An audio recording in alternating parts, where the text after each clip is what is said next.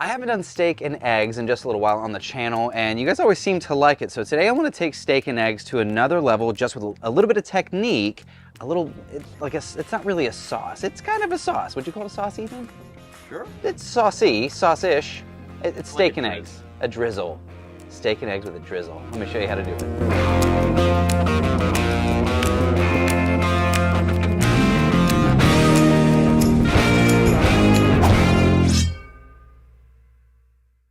So we're gonna start with our steaks. Now today I've got top sirloin, so you don't have to have a super expensive cut. We can take a cheaper cut and do something really nice, like using our chopsticks as a guide so that we don't cut all the way through the beef.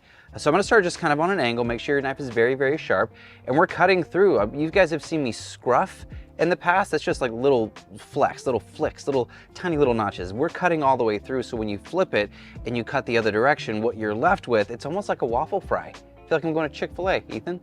Waffle fry at Chick-fil-A? Oh, dude, it's the best. Probably the best fry. Fight me. Let me know in the comments. So we're gonna season this very simple: salt and pepper on both sides. But now, because we have all those channels, we have all those grooves, the salt really gets to the inside. It also means it's gonna cook fast. So you want your griddle screaming hot. I've got some oil and butter. If you did butter only at this temperature, the butter would burn. So the oil in the butter ups the smoking point of the butter, so it, am I getting nerdy again? Okay. Nerd, okay. Add the butter and the oil so you get a higher temp out of your butter before burning. If that portion is too big, like if you don't want that much steak for breakfast, I am a hungry boy. Country boy breakfast, Cracker Barrel. Man, I'm on the restaurant kick today. Cracker Barrel and Chick-fil-A. You can cut your top sirloin in half to make a smaller cut, but do the same technique. Cross-hatch to get that beautiful mark, salt and pepper, and you've got this crazy, beautiful looking steak that's gonna cook really, really quick, and that's what we want for breakfast, a quick cook. While those are cooking, let's get to our glaze, our sauce. In a small little bowl, I'm gonna start with a touch of honey. That's some Bruce Mitchell swamp honey. Then we're going in with a bit of soy sauce, not too much, we don't need a ton.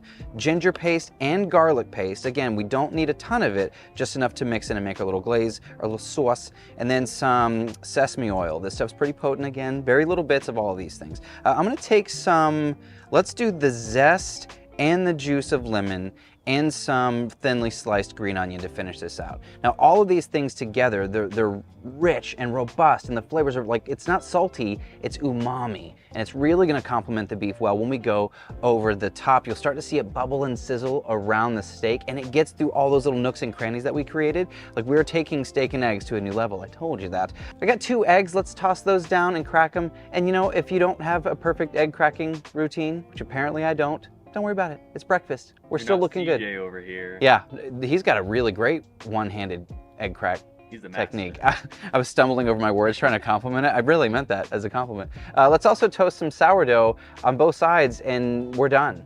You can let your steak rest, but you don't really have to. It's not like a big, thick, fatty steak. We cut all these grooves into it, so you don't really have to let it rest. But throw in your eggs over the top of your bread, steak on the side, a little more drizzle if you want, a little garnish of the leftover drizzle. That's stunning, it's gorgeous. Only thing left to do is take a bite of this thing. I'm gonna start with the front one. I don't wanna mess up my beautiful plate just yet, but yeah, we're definitely not in like medium rare territory, but that's okay. It's breakfast. You're not gonna be eating a big old medium rare steak for breakfast.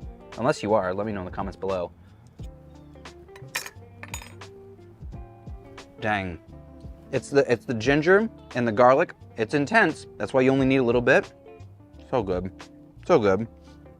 And if my eggs were prettier. Oh, also, fight me in the comments over this one too. Andy, crispy edge. Crispy edge. That's how Grandma used to do it. That's how I'm gonna do it. Mississippi classic right there. Just get a little bit of my egg and I'm bringing it over. Maybe. It's a little extra crispy, Andy. Oh, so crispy it's not breaking. Yeah, I don't think you can go wrong with it, though. I agree. We're just doing that. A little sauce on there. So this is one of those things you guys can do at home. If you're already doing steak and eggs. Big shout out to Ryan Hoagland. That dude's making all kinds of breakfasts all the time. Go follow his page if you haven't. Try this one. Give this one a try. Play with your technique, not necessarily the recipe, right? Steak and eggs on toast. Nothing crazy special, but we added a glaze. We added a cool knife technique. So put that on the docket.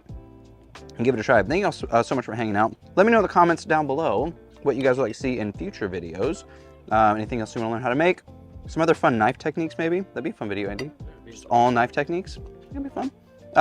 Subscribe, comment, like, you know, do all the things. All the stuff. I'm Chef Nathan Lippy. This is Cook, Eat, Repeat. I'd like to help you become a better cook one recipe at a time. I will see you in the next episode.